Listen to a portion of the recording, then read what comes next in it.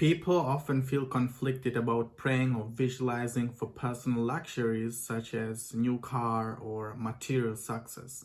This can seem like a misuse of spirituality, as spiritual practices are seen as pathways to deeper meaning, peace, and connection rather than tools for fulfilling ego-driven desires.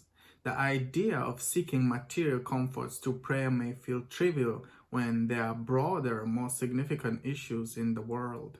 This internal struggle reflects a larger question. What is worthy of our spiritual attention? Just as people may hesitate to use prayer for personal gain, they may also struggle to fully engage with their own dreams and aspirations because of a sense of guilt or unworthiness.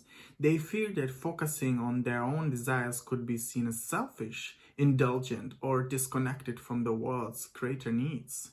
This guilt can lead to a reluctance to dream or visualize, even when those dreams could bring joy, comfort, or fulfillment. This internal conflict is mirrored in how we perceive and engage with the world around us. There is often a split between the part of us that dreams freely, imagining possibilities, beauty, and ideal outcomes, and the part of us that is bogged down by the practicalities of everyday life. The dreaming self can envision a world of abundance where desires and aspirations are fulfilled effortlessly. However, the practical self faces a reality full of limitations, responsibilities, and unpredictability. When we indulge in fantasy of daydream, we step into a world of endless possibilities. This is a space where everything aligns perfectly, where beauty is heightened, and where our deepest desires can be realized. However, in reality, we encounter constraints that make these dreams seem impractical, leading to a disconnect between what we wish for and what we allow ourselves to ask for, whether in prayer or in our everyday actions. Both conflicts, the reluctance to pray for personal desires and the struggle between the dreamer and the realist, are influenced by a sense of guilt, fear, and social conditioning.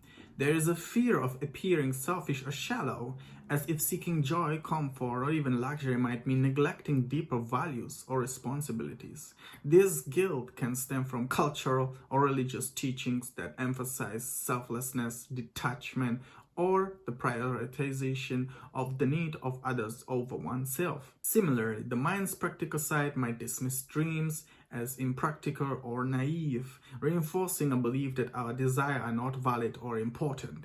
This leads to a habit of self-denial where people push their own aspirations aside because they feel that reality will disappoint them, or because they've been conditioned to think that their desires are not as worthy as the needs of others. The challenge then is to find a way to reconcile these different aspects of ourselves.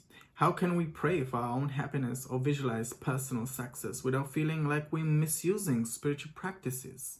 How can we dream and aspire without being bogged down by the constraints of reality? One approach is to focus on intention.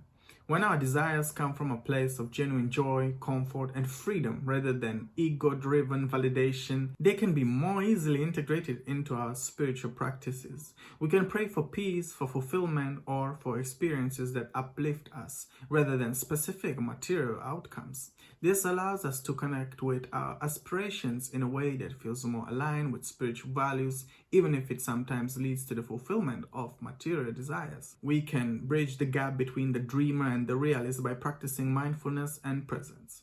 This helps us to appreciate the beauty and joy that already exists in everyday life without needing to escape into a fantasy. By being present, we can see that the same sense of awe, beauty, and possibility we seek in our dreams can also be found in small everyday moments. Ultimately, these two aspects of our inner conflict, spiritual guilt over personal desires and the struggle between imagination and practicality, reflect the need for integration. Life doesn't have to be an endless conflict between aspiration and reality, between dreaming and being practical, or between seeking personal joy and caring for the world. By allowing ourselves to dream and pray authentically, by understanding our intentions, and by seeking beauty in both the grand and the mundane, we can create a more balanced, harmonious way of living.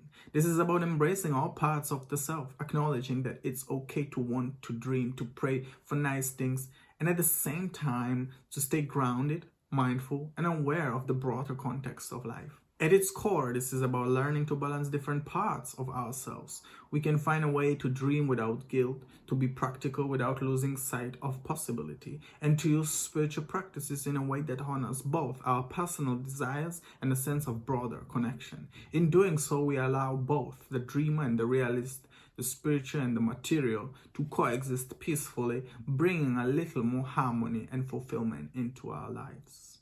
Thank you for watching.